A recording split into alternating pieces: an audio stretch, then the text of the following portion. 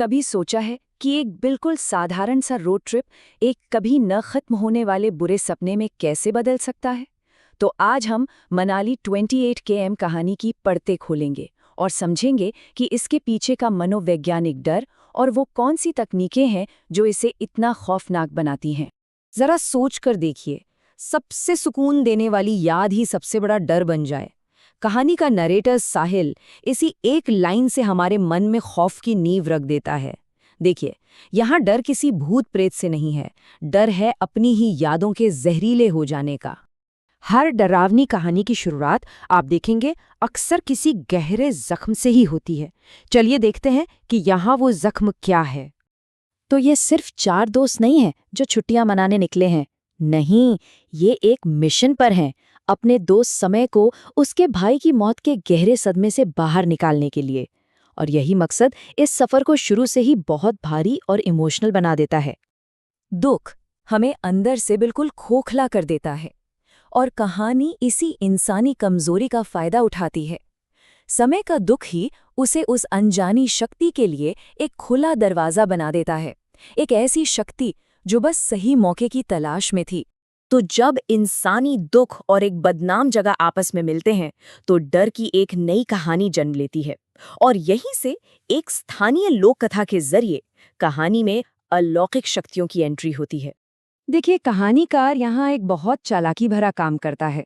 वो कोई मनगढ़ंत जगह नहीं बल्कि असली रोहतांग पास को चुनता है, जिसका मतलब ही होता है लाशों का ढेर। इस एक सच का इस्तेमाल करते ही कहानी का खौफ हमारे दिमाग में कहीं ज्यादा असली लगने लगता है। ये तो किसी हॉरर फिल्म जैसा है ना, जहां अक्सर एक चेतावनी दी जाती है जिसे हीरो नजरअंदाज कर देता है। होटल रिसेप्शनिस्ट की ये सलाह ठीक वैसी ही है। यह सिर्फ एक चेतावनी नहीं है, ये आने वाले खतरे का एक साफ इशारा है जिसे नजरअंदाज करने की कीमत ये दोस्त चुकाने वाले हैं।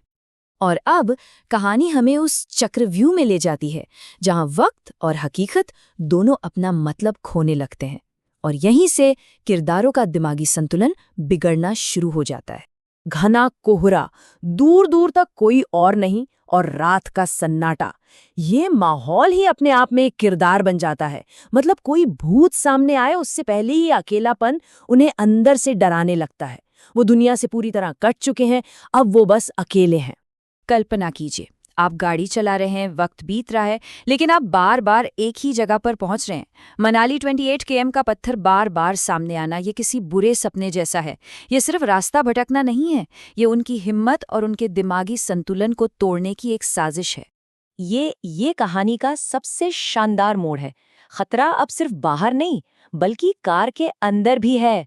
सोचिए, जब हर किसी को कुछ अलग दिखने लगे तो यकीन किस पर किया जाए, अपने दोस्त पर या अपनी आंखों पर?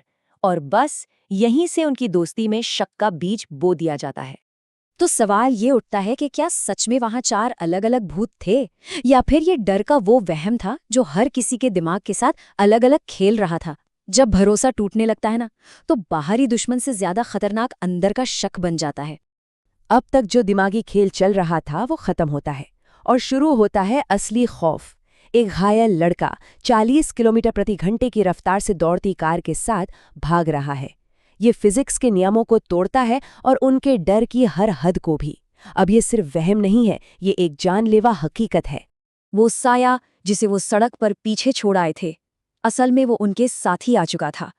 अब कहानी अपने क्लाइमैक्स पर पहुंचती है, जहां खतरा बाहर नहीं बल्कि उनके अपने दोस्त के अंदर है। रात के 3:30 बजे होटल के कमरे में गहरी खामोशी है। ऐसा लगता है जैसे बुरा सपना अब खत्म हो गया है। लेकिन हॉरर कहानियों में सबसे ज्यादा डर इसी खामोशी में छिपा होता है। ये तूफान से पहले की शांति है। चंदा है तू, मेरा सूरज है तू, ये लोरी जो माँ अपने बच्चे को सुलाने के लिए गाती है, अब खौफ का दूसरा नाम बन चुकी है। कहानीकार यहाँ हमारी सबसे सुरक्षित और मासूम याद पर हमला करता है और यही चीज इसे सबसे ज्यादा डरावना बनाती है। अब सिर्फ आवाज नहीं बदली, समय का पूरा शरीर बदल रहा है। लाल आंखें, चेहरे पर एक भयानक मुस्कान और गर्दन पर ऐसे निशान जैसे कोई उसका गला घोट रहा हो। वो साया अब सिर्फ उसके दिमाग पर नहीं बल्कि उसके जिस्म पर भी कब्जा कर चुका है। और फिर वो साया समय के मुंह से एक मासूम बच्चे की आवाज में पूछता है, अगर मैं आज रात तुम्हारी खिड़की खटखटाऊं तो क्या तुम उसे खोलकर मेरी मदद करोगे? ये मदद की गुहार नहीं है, ये घर के अंदर आने का न्योता मांग रहा है। इस भयानक रात के बाद क्या सब कुछ पहले जैसा हो सकता है? चलिए देखते हैं कि इस कहानी का अंत कैसे होता है और इसका असर किरदारों पर हमेशा के लिए कैसे रह जाता है। कहानी का अंत हमें पारंपरिक भारतीय मान्यताओं की तरफ ले जाता है, जहां विज्ञान खत्म होता है, वहां आस्था शुरू होती है। एक पंडित, कुछ मंत्र और एक झाड़ फूंक की रस्म, और बुराई को समय के शरीर से बाहर निकाल दिया जाता है। लेकिन क्या वो साया सच में चला गया? कहानी का असली डर यहीं छिपा है। जिस्म के जख्म तो शायद भर जाते हैं, लेकिन दिमाग पर लगे निशान वो हमेशा रहते हैं। समय अब ठीक है, पर वो रात उसकी यादों से कभी नहीं मिटेगी। और आखिर में कहानी हमें इस एक सवाल के साथ छोड़ जाती है, अगर समय ठीक हो गया तो कहानी सुनाने वाले साहिल को आज भी सपनों में वो लोरी क्यों सुनाई देती है? शायद कुछ साये कभी पूरी तरह पीछा नहीं छोड़ते, और यही एक अच्छी डरावनी कहानी की पहचान है। ये खत्म होने के बाद भी आपके जहन में जिंदा रहती है।